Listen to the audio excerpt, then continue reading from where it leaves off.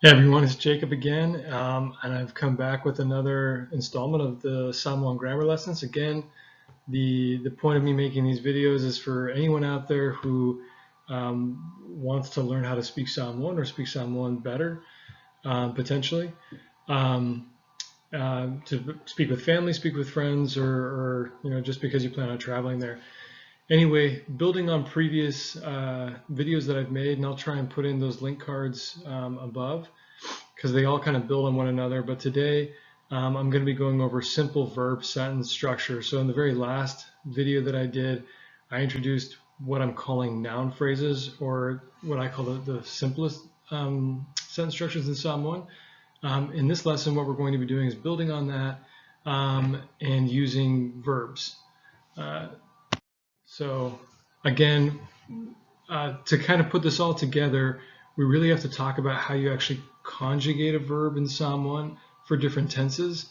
And the good news is that there is no real conjugation, but there is something kind of unique, and we call them tense markers.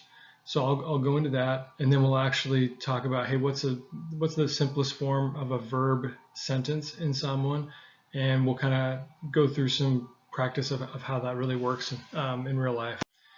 So again, like I mentioned, in Samoan, Samoan verbs are not conjugated. If you're not like a grammar person, all conjugation really means is, think of English when you are changing the tense of a verb that you're using. Like, think of the word to go. So to go is the perfective version of that verb, and went is the past tense, and will go is the future tense, and going is the present progressive, or and I'm not a grammar expert or anything like that, but maybe there's other tenses out there. But that's just an example of how you have to conjugate the verb.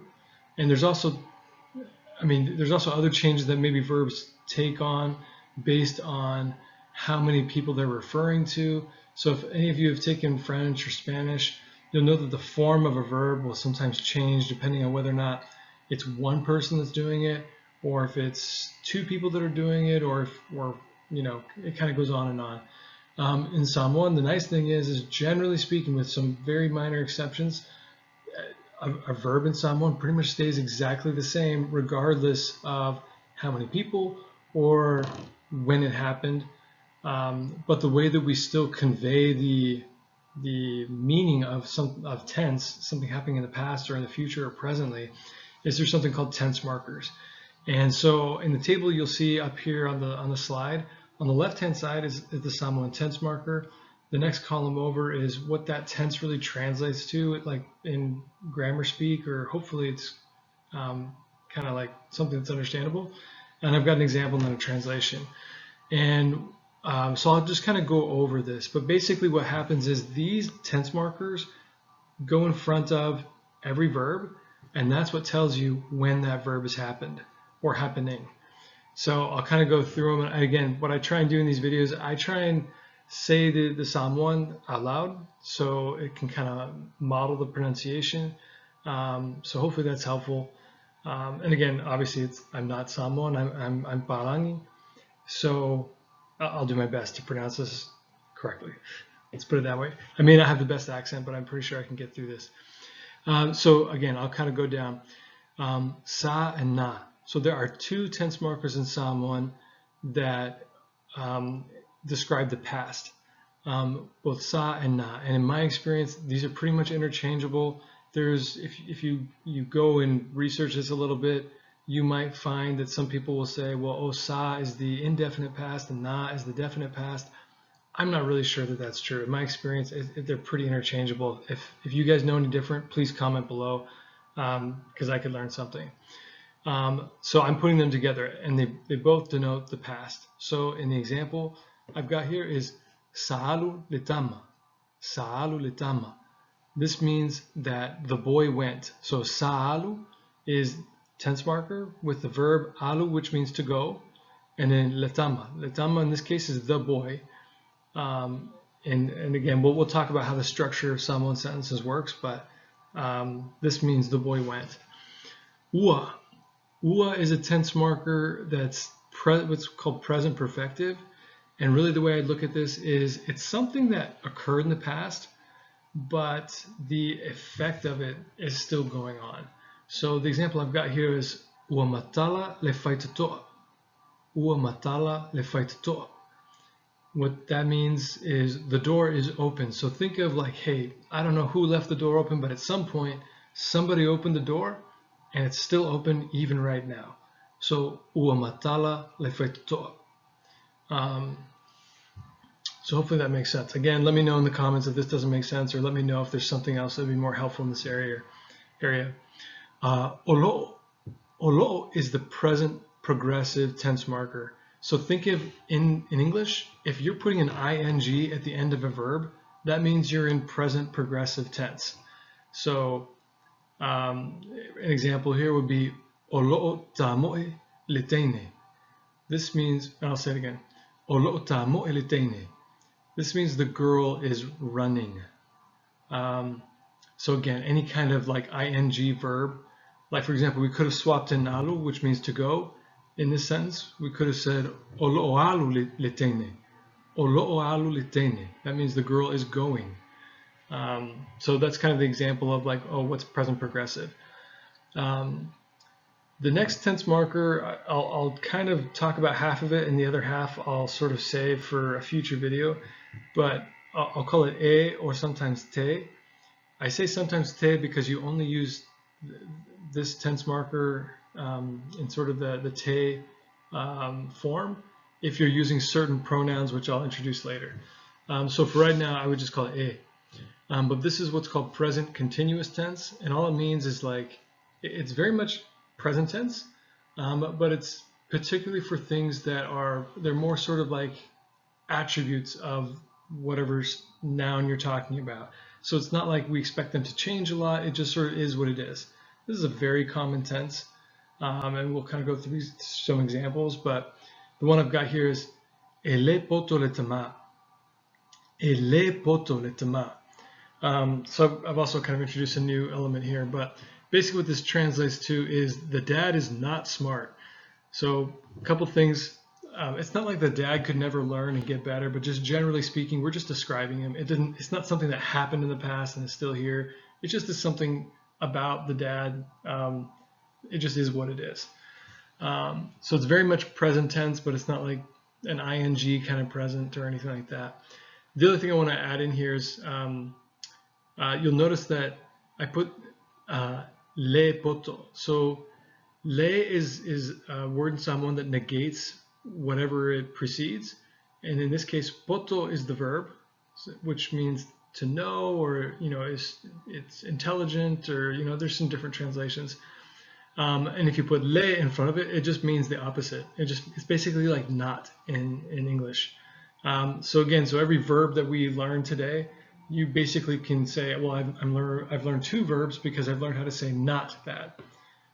So for example, instead of up at the top where I say sa'alu litama, the boy went, you could say sa'ale alu litama, the boy didn't go, sa'ale alu litama. Anyway, so that's present continuous though. You're just stating kind of a fact. It is what it is. Ore'a. Ore'a is the future tense marker. So anything that you're talking about that's happening in the future, or you expect to happen in the future. The example here would be Olea a'au yoane. Olea a'au yoane. What this translates to is John will swim. So yoane is the Samoan form of the name John. And then a'au is our verb. Olea is the future tense marker. So hopefully that made sense. It's just like a quick introduction, but these tense markers, we're going to use them in every single sentence that has a verb in it. If it's got a verb, we've got to have a tense marker somehow associated with it. Otherwise, we have no idea when it happened. So we use them a lot. Take a look at them. And like I said, with that tense, we'll learn more about why it's a/te. Okay, so simple verb sentences in Samoan. The formula is start with your tense marker, then introduce your verb, and then finish by the noun. And the things to really mention here is that, again, the verb, it's never conjugated, so that actually makes it super, super easy. Once you learn what the verb is, you never have to really learn anything else about how to say that verb differently. It just is what it is. Again, there's very minor exceptions, but we can talk about it in a different video. And then just one other thing to kind of caveat here. In this very simple verb sentence structure, the noun that I'm talking about, it's the subject of the sentence. It's not the object of the sentence. So we'll introduce later more complex sentence structures where we can introduce a second noun. So, and again, if you're not a grammar person, a subject noun that's the noun that's doing the verb. So the boy is the one running. The object is maybe what the verb is. I'll use an example. Sorry, this is difficult. But basically, the object is like, sort of, if the boy is running to the store would be an object in that case. So it's sort of like what the verb is being done to, if that makes sense. Anyway, I just want to make sure that everyone kind of understands. It's a limited sentence structure, but it's a really good building block to kind of start practicing some sentences and help you communicate a little bit better. And we're going to build from here. So it's really simple at first. All right, the last thing I've got here, again, this was meant to be kind of a short video, but I've got a list of verbs on the left-hand side. I've got a list of nouns on the right-hand side. I'm going to go through each one of them and, again, try and just demonstrate the pronunciation. But hopefully by now you could probably read a lot of these words right now. And because of the first video I did on pronunciation, you could probably pronounce these just fine without even hearing me do it. But I'll do it anyway. The ideal situation is if you kind of want to actually get better at this, you're going to want to find some way to practice. And if that's with, a family member or a friend that already speaks Samoan, that's great. If it's someone that you're trying to learn with, like maybe it's a brother or sister or friend, ideally you do some kind of exercise like this where you take turns just sort of giving someone a noun and a verb, and they've got to make a sentence. And again, all you got to do is basically add a tense marker. So I'll kind of go through here. And one other thing to mention too, with the nouns, you might want to reference back to the video that we did articles on, because you obviously have to put an article with these. So if it's like, for example, the first one, boy, it could be the boy, it could be boys, it could be a boy. So you'll have to pick the right article in front of there, but that's just going to be the case for any time you use a noun ever. And that's in English, that's in Samoan, that's in any language really. So I'll kind of go through just the pronunciation. I'll probably do like an example or two about how you might want to kind of practice back and forth, or just drill yourself in terms of, okay, verb 1 and noun 7, practice making a sentence. So anyway, kind of going down there on the left-hand side with the verbs. Alu, alu is to go. Alu. Sau, sau is to come. Dautala, dautala is to speak. Ata, ata is to laugh or to smile. Tangi, tangi is to cry. Mafaufau is to think. Nofo, nofo is to sit or to stay. Moi, moi is to sleep. Savali, savali is to walk. Fia fia, fia fia is happy or like. And ita is angry or upset. Notice that fia fia and ita, they're not traditionally, I think, what in English what we would call verbs, but in Samoan we treat them as verbs, and so they go in just like any other verb would. And so think of it this way: if in English you have to say, for example, I was happy or I am happy, what you're actually doing, the verb in that English sentence is the being verb, which depending on how you're conjugating it, like I am happy, am is the to be verb, it just happens to be conjugated. In Samoan, you don't need the being verb in order to make sentences like that. You just skip it all together and you go straight to the thing that you are. So if I am happy, in Samoan, happy is a verb. So you can kind of forget about what's the Samoan word for to be? Forget about it. Just go straight to, I guess in that case, it's probably like an adverb, or, someone could correct me on that. But I wanted to point that out, that it's not just necessarily traditional verbs. You can use some other things that are in Samoan that would normally go together with the to being verb, and just take out the to being verb. Down on the right hand side with the nouns, tama, tama is boy, teine is girl, and again I might say letama or setama or nitama, depending on how many and whether the noun I'm talking about is indefinite or definite. So tama is boy, tene is girl, va'a is boat, va'alele is airplane. So you can kind of think of that as a flying boat. Lele just means to fly.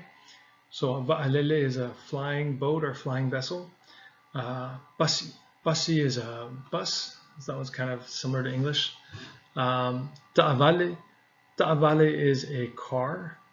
Lo'matua is like an older woman, like a grandmother. Toya'ina is an older man. Isumu is a rat or a mouse. Mo'o is a gecko. And telefoni is a telephone. So for example, if you wanted to say the telephone is ringing, you might use the word tangi because it kind of cry and to ring, it kind of actually is the same word in Samoan at least. You could say o lo'o tangi le telefoni. O lo'o tangi le telefoni. If you wanted to say, for example, the boat will come, you would say olea sau leva. Olea sau leva. Or if you wanted to say the rat is asleep, you might want to say ua moe leisumu. Ua moe leisumu. So again, you might have to flip back and forth. Again, these slides, I'm going to put a link down below, so you can definitely, download them, print them out, whatever you want to do. Like in every video I do, I encourage everyone to just go find vocab that actually makes sense for something that you actually want to say. Go find verbs that are aligned with the things that you want to talk about or nouns that you want to talk about, and practice doing sentences all on your own. Again, I'll link below for a resource that's got some Samoan vocab on there. You can always use Google Translate. It's actually not bad. So you can find new vocab there as well. Put messages below. So anyway, I hope this has been useful. And like I said, it'll just be another building block as we go forward into more complex sentence structures. So again, if you like this video, please give it a thumbs up, subscribe, or let me know what's been helpful. I appreciate it. All right, bye.